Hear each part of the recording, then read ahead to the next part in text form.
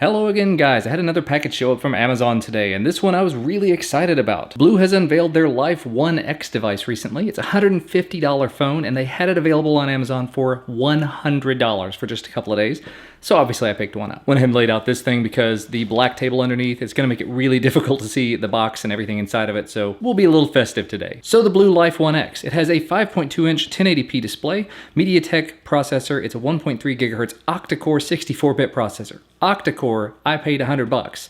13 megapixel rear-facing camera, 2 gigs of RAM, 5 megapixel front-facing camera, 4G LTE, and Android 5.1 Lollipop, which, if I remember reading correctly, is supposed to be updated to Marshmallow, in a $100 device. Again, this is $150 every day. I got it for $100 because I got a very good deal. So here's the phone. We're going to stick this off to the side just for a moment, as everyone always does. Elsewhere in the box, you're going to find all of these other things BLU tends to include. Here's a screen protector, which I will never be using. A pair of headphones that, if they're anything like the ones that came with the BLU Studio C, are probably going to be terrible. Micro USB charging / data cable, useful. Interesting looking wall wart, which says it's 5 volts at 1 amp, so it will never get used. SIM installation guide, quick start guide, and last but not least, a Folio case, a Folio cover of sorts. So you replace the back with this, flip it over the front, it gives you that sort of, it's not a quick circle, it's like a quick close smart cover case thing. We'll give this a shot too. Now as for the phone itself, let's release it from its little plastic cocoon. There you go, you have all those things we saw on the back of the box. Rip that off. So far, not a bad size, not too big, not too small. Feels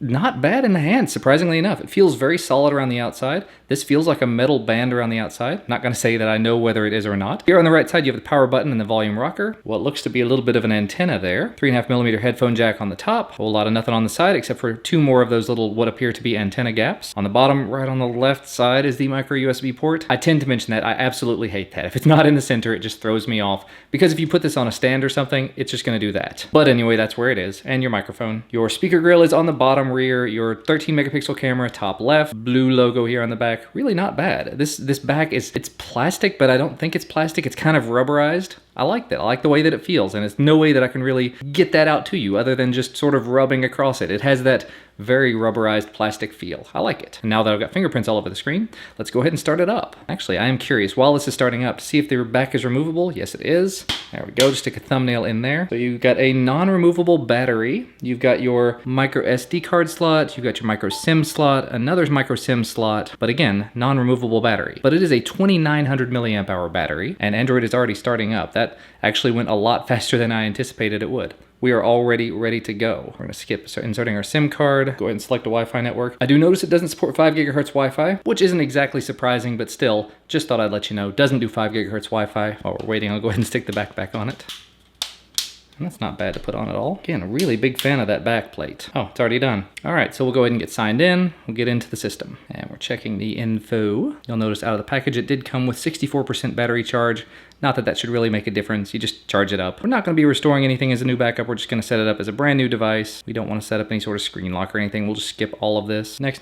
Get us in. All right, we are at our home screen. Welcome. So let's go ahead and take a look. We'll get into the device itself, say about device. And it says Android version 5.1, BLU Life 1X. There's your build number, build information stuff. I guess we can go ahead and see if there's a wireless update, but I'd be willing to bet, oh, there may be. Nope, no updates available. And it is complaining about Google Play services needing an update, so we'll go ahead and do that as well. But anyway, I'm going to take some time. I'm going to get things up to date. We're going to take a quick look at this, and then we'll swap out for this and give it a try as well. So we'll be right back. Okay, through the power of movie magic, it's now actually a few hours later, so I've got everything installed and updated. Just went ahead and it ran all of the updates inside of the Play Store. Wanted to make sure to give it just a little bit of time to do that, because that always impacts the performance, makes it look worse than it actually is. But you can see, it doesn't appear to be too bad at this point. It had some weirdness while it was doing the updates. Things just were not responding properly. There were so many things going on in the background. However, it does appear to be doing pretty well at this point. That's that octa-core processor shining through. So for the most part, this looks an awful lot like the build that I saw on the BLU Studio C. Very minimalist, not a whole lot on top of just stock Android. Obviously, you do have some apps pre-bundled with it. Lots of Amazon stuff here. The BLU Help thing, which is really just a link out to the web. McAfee Security, if that's a thing that you're into. Just out of curiosity, let's see. Yeah, that should be able to be uninstalled there. Yes, you can uninstall the app, so just in case you don't want that, you can take it off and you don't have to root. TouchPal 2015, again, let's see.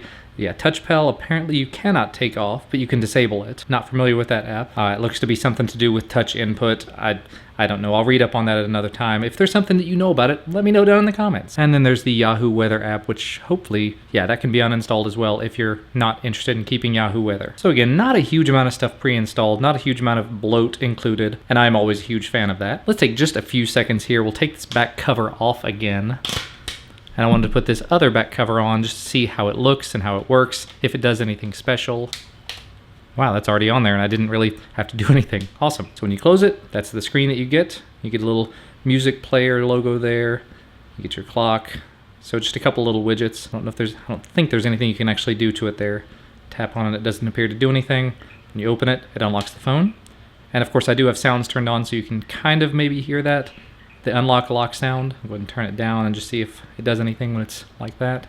There we go. So it doesn't make any sound when you turn it to silent, as you would expect. We'll go ahead and turn it back up just to give it some sound. And let's go in and see if there's a way to actually modify what happens in there, or what is included in there. And actually, I hadn't looked in here very closely yet. I do see Smart Awake. And these are the things you'd normally see out of a lot of the Chinese OEMs. You've got draw an M to get music, C to get camera, O to get flashlight, and then tap the screen twice to turn it on. So actually, I'm going to go ahead and turn this on. I'm not going to use any of these, obviously, but I am a big fan of the double tap to wake. And then there's Smart Gesture, double click to lock screen. Yes, we're definitely turning these on. Want double tap to lock screen, pocket mode, unlock using the power button, flip to silence, flip to snooze. These are some nice options. So yeah, all in all, first glance, first impressions of the device, not bad. I like the build quality. I like the way that it feels in the hand, at least. The rubberized texture of, actually this has much more rubberized plastic to it than this. This has more of a leather feel to it, even though it will obviously not be leather, but it does have some stitching around the corners. And you've got your rear sound panel here uncovered, so this should still be usable. Not bad, not a bad offering at all. For $150, really not a bad option. For $100 like I paid, absolutely a ridiculous steal. I'm gonna be using this for a little while and I'll see what I think about it over the course of the next few weeks. If there's anything in particular you would like to see about this, make sure to let me know down in the comment section below. Otherwise, thank you guys so much for watching. Remember to hit the thumbs up button below the video if you like this video, subscribe to receive more videos when they become available. We'll see you again next time.